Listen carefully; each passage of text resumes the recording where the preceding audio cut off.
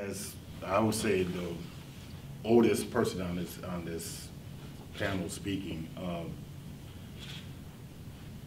I want to talk about justice and the mass incarceration. My name is Ira McKinley. I'm an activist first, but I'm also a filmmaker. My story goes back to, 2001, September 11, 2001. I was incarcerated in Staten Island, New York, and the World Trade Center went down. And that had to be one of the scariest times of my life because I didn't know, being a prisoner, if I was going to live or die, because of the hysteria that was going on in the nation, sort of like what's going on with the athletes now and with the flag. I was fearful for my life, and I didn't know if they was going to install, I don't know if it's called, I forget what it's called, but you know, there's a time in war where you can take prisoners and you can shoot them.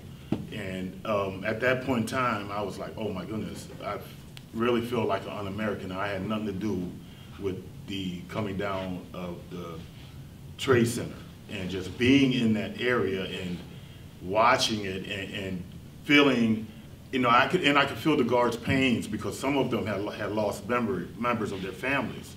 And so some of them were taken out on some of the prisoners, and we're like, well, okay, well, we're Americans, but we had nothing to do with that. But I also could feel the pain, to me, of the people that was persecuted, and not saying what they did was acceptable. I could understand why they did it. You know, part of my story too is that my father got shot and killed by a cop when I was 14. 10 years later, in 1989, I got beat up, and this is all documented. I got beat up in Ithaca, New York, where Cornell University, this is where I was born and raised, by white police officers. And I spoke up, and they were like, oh, you know, you're gonna believe that guy and not believe us. And you gotta understand, I did the same thing that happened to Rodney King happened to me. But this was 2 years before the beating of Rodney King was made public. And people didn't understand what I was going through, and they thought I was just making it up. And they didn't understand that these things happen in our communities, you know, and it's been happening for decades, you know, and thank God for the use of cameras, and that's what I did. I have a documentary out called The Throwaways, and it talks about mass incarceration and police brutality and the effects of it, you know, from the time that I got on. Now you guys got to remember, now this was 2002. We're now in 2017. I am just now getting my life together. So the thing is, how long does it take for me to prove to you that my debt to society was paid when I got out parole? You don't get the opportunities. I've been homeless for 12 years.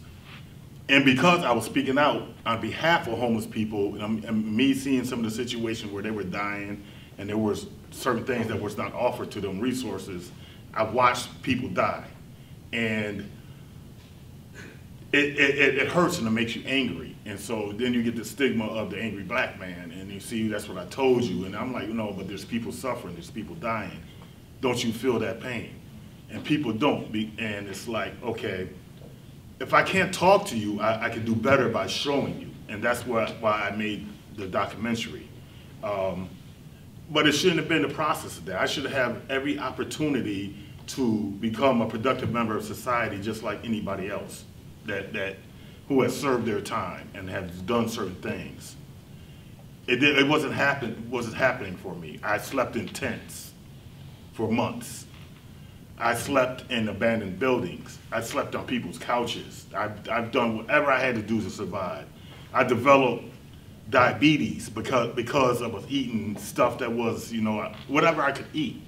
You know, I wasn't going, so I had to go into food justice. I had to learn how to grow food so I could feed myself and be healthy.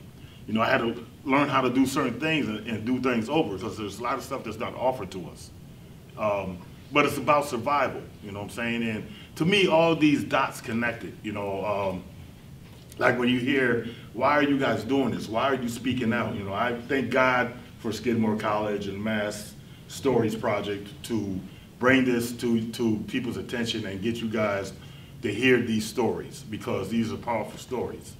And I didn't want to be a bummer. I didn't want to be a bummer. I wanted to say some things that was uplifting, but I had to go back to MLK's letter in Birmingham jail when they asked him, why do you do these things? You know, why are you marching? You know, isn't there a better way?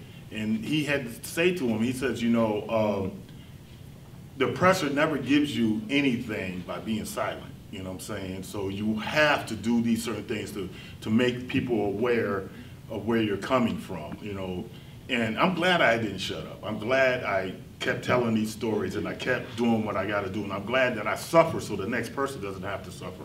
Like the next, you know, the people over here, these students that can learn from this. Now I have another film out that's going to be out, and I'm working with PBS and all these other things. So the opportunities are there. I just needed a chance to show that I could be a productive member of society. And sort of that's what justice means to me. You know what I'm saying? I thank y'all for coming today and listening to my story.